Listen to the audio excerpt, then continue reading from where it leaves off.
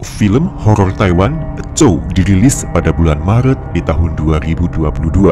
Penjualan tiket dari film ini diberitakan mencetak rekor terbanyak dalam sejarah perfilman horor di Taiwan. Dan sutradara yang membuat film ini mengaku bahwa inspirasi dari film ini adalah dari sebuah kejadian nyata mengerikan yang pernah terjadi di Taiwan, tepatnya di kawasan Kaohsiung pada tahun 2005 silam. Seperti apa? Yuk kita masuk ke ruang misteri di hari ini.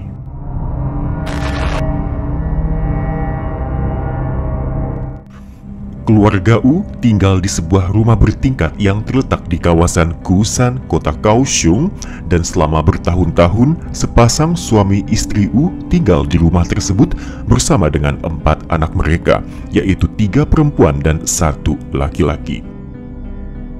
Waktu pun berlalu, anak-anak dari keluarga ini pun tumbuh dewasa. Dan meski tidak kaya raya, tetapi anak-anak dari keluarga ini hidup tanpa kekurangan. Dan hal inilah yang terkadang membuat kedua orang tua bangga dengan pencapaian dalam kehidupan mereka. Dan masing-masing dari anak sepasang suami istri dengan marga U ini bekerja di pabrik percetakan, rumah sakit, dan pengurus restoran. Keluarga Wu adalah keluarga Taoisme yang taat beribadah. Di dalam rumah, mereka mempunyai altar persembahyangan menyembah dewa San Tai Zi.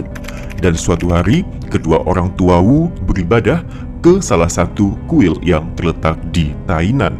Salah seorang dari dalam kuil tersebut tiba-tiba mendatangi sepasang suami istri ini dan berkata bahwa rumah mereka dihantui oleh roh-roh jahat. Dan orang tersebut menyarankan agar dewa San Tai Zi yang terdapat dalam rumah mereka dipindahkan. Mendengar saran ini, suami istri Wu akhirnya mengundang orang kuil tersebut datang ke rumah dan melakukan ritual pengusiran setan serta pemindahan dewa San Tai Zi. Dan setelah patung dewa San Tai Zi diangkat dari kursi di altarnya, orang tersebut pun menggantinya dengan menggunakan patung dewa yang ternyata ia telah persiapkan sebelumnya. Dan siapa yang sangka semenjak patung dewa itu duduk di rumah keluarga U, kejadian mengerikan pun terjadi. Dan di akhir dari video ini akan gua jelasin profil singkat dari dewa San Tai Zi, jadi kamu harus tonton sampai habis ya. Pada bulan Februari tahun 2005, putri bungsu U tiba-tiba mengaku bahwa ia dirasuki oleh salah satu dewa dalam kepercayaan Taoisme, yaitu dewa San Tai Zi. Dan dewa San Tai Zi memberinya petunjuk bahwa kakak pertama mereka yang berada di kota Taipei berada dalam mara bahaya dan disarankan harus segera kembali ke Kaohsiung sebelum tanggal 28 Februari di tahun tersebut. Dan mendengarkan petunjuk dari putri bungsunya, ibu mereka pun segera berangkat ke Taipei dan menjemput putrinya untuk pulang ke Kaohsiung. Setelah kakak pertama mereka tiba di rumah, kejadian aneh pun mulai bermunculan. Pada suatu siang, kakak perempuan berteriak, dan dalam teriakan itu, ia mengaku bahwa dirinya adalah titisan dari salah satu dewa tertinggi di kayangan. Dan semenjak itulah, kakak pertama pun mulai melancarkan tindakan berbahaya terhadap dirinya sendiri. Misal, ia mulai menyayat dan memukuli dirinya sendiri. Dan karena seluruh anggota keluarga U percaya dengan tahayul, maka mereka pun segera membawa putri tertua mereka pergi mencari orang pintar. Kalau di Indonesia, itu mungkin seperti dukun. Dan bukannya membawanya ke rumah sakit, tetapi mereka lebih percaya kepada pengobatan-pengobatan ritual. Dan hari demi hari pun berlalu, keadaan kian bertambah parah di bangunan yang ditempati oleh seluruh anggota keluarga tersebut. Dari yang awalnya kerasukan hanya terjadi pada putri tertua, dan kini seluruh anggota keluarga pun mulai satu persatu kerasukan. Masing-masing dari mereka mulai mengaku bahwa mereka adalah titisan Kaisar Langit atau dewa-dewi lainnya. Dan setelah kerasukan, setiap dari mereka mulai melakukan hal-hal yang gila dan cukup kasar, misal memukul diri sendiri atau bahkan menyerang anggota keluarga lainnya. Kejadian kerasukan yang menimpa seluruh anggota keluarga U ini terjadi hampir selama 1 bulan, dan selama periode ini 6 anggota keluarga U ini diketahui saling menyerang satu dengan yang lain. Mereka ini bahkan sampai menggunakan papan dewa yang biasanya diletakkan di altar persembahyangan untuk menyerang anggota lainnya. Atau mereka ini menggunakan dupa atau hio untuk menyulut anggota keluarga lainnya. Dan hampir sebulan mereka semuanya mengurung diri dan tidak keluar rumah, bahkan tidak makan atau minum layaknya manusia pada umumnya. Dan selama periode ini mereka hanya makan kotoran diri sendiri dan minum air seni untuk memuaskan rasa lapar dan haus mereka. Bau busuk dan amis perlahan-lahan tercium oleh para tetangga, dan mereka juga menemukan bahwa rumah yang ditempati keluarga U sedikit aneh dan tidak seperti biasanya. Mungkin ketika malam mereka tetap menutup lampu dan tidak membuka lampu layaknya rumah yang dihuni oleh orang pada umumnya. Putri pertama keluarga U diketahui berada dalam kondisi yang sangat parah. Ia bahkan sering diserang dan dipukuli oleh anggota keluarga lainnya karena alasan ingin mengusir roh jahat yang bersarang di dalam tubuhnya. Dan hingga tanggal 9 April di tahun 2005 pada malam hari, seluruh anggota keluarga menemukan putri pertama mereka telah tergeletak kaku di lantai dengan mulut yang mengeluarkan busa kental.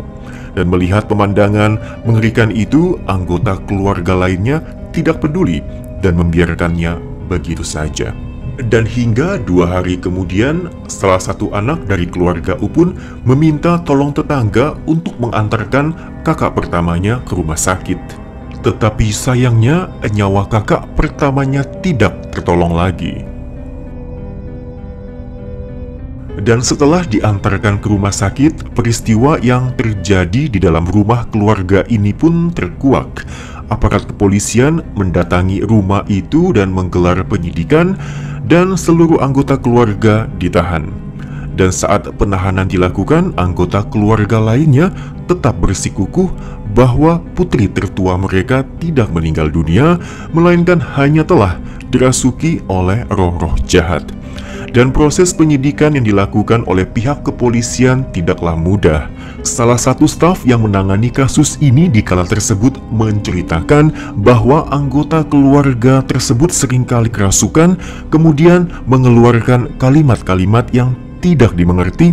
Pokoknya situasi sangat menyulitkan untuk memperoleh keterangan fakta dari mulut mereka. Namun, setelah pemeriksaan medis dilakukan, dipastikan bahwa seluruh anggota keluarga bermarga U ini tidak mempunyai penyakit mental dan normal-normal saja.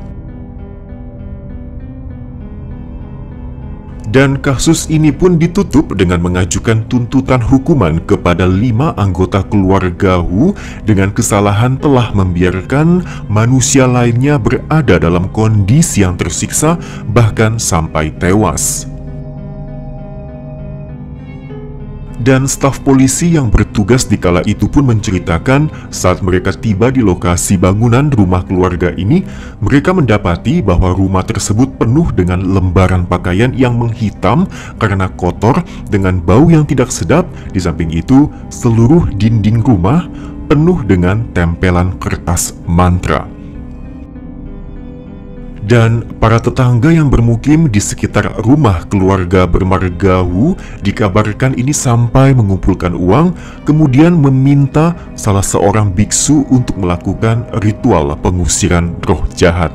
Dan semenjak itulah keadaan pun berangsur-angsur normal. Dan hingga hari ini tidak ada satu orang pun yang ingin mengenang kembali kejadian mengerikan yang menimpa bangunan rumah keluarga bermarga U di kala itu.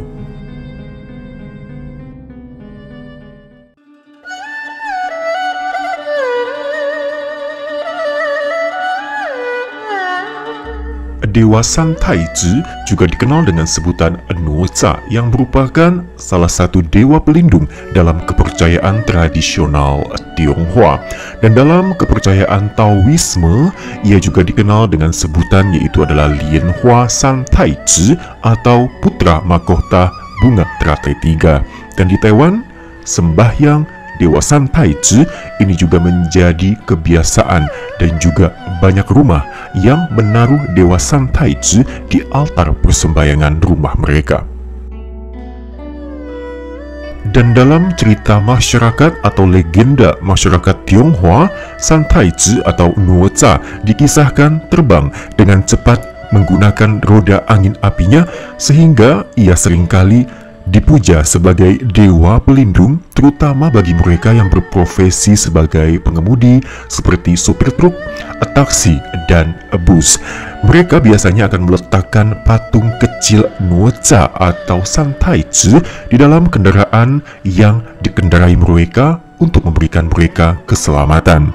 Dan juga kebiasaan ini ya sangat dipraktekkan terutama bagi masyarakat yang tinggal di Tiongkok sana. Dan juga di Taiwan sendiri, ternyata untuk San Taiji sendiri ini juga ada kuil pertamanya yang dibangun ini di kawasan Tainan, tepatnya di tahun 1728. Dan selain dikenal di kawasan Tiongkok dan di Taiwan, ternyata San Taiji maupun Nuoza ini juga merupakan dewa Tao yang cukup dikenal di Jepang. Di Jepang, Nuoza maupun San Taiji lebih dikenal dengan sebutan Nataku atau Nata.